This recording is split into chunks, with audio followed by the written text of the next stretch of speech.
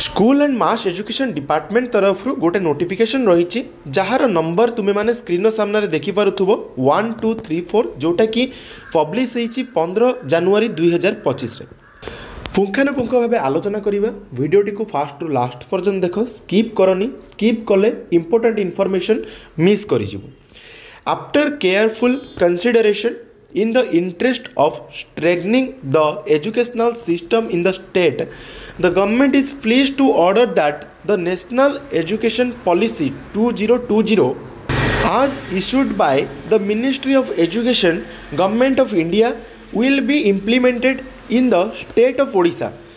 The government is further pleased to order that the National Curriculum Framework with local contextualization will be adopted as the state curriculum framework for the state of Odisha.